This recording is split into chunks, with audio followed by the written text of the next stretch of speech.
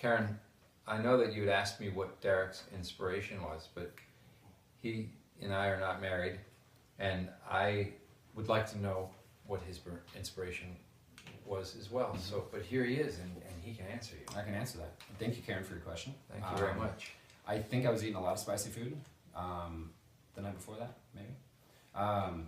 I do know I was inspired by all the research I was doing and all the Oregon Trail diaries, the Pioneer diaries, you know, of people, the experiences that they were actually going through at the time. I do know that Another Man's Gun is not necessarily a true story, but it's kind of based on true possibilities. So it was inspired by a lot of actual things that occurred. Of course, this is a movie, so we kind of fantasized them a little bit, but...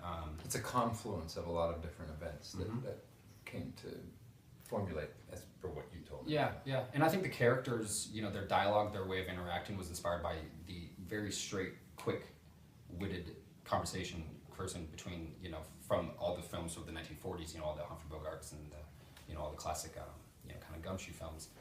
Even though the people in this film speak very traditionally, very, you know, I guess... I can only say that it is one of the things that inspired me about this film when I read it was that it's very true to the era, that there is a sense of deference and there's a sense of a different kind of articulation than we are familiar with today.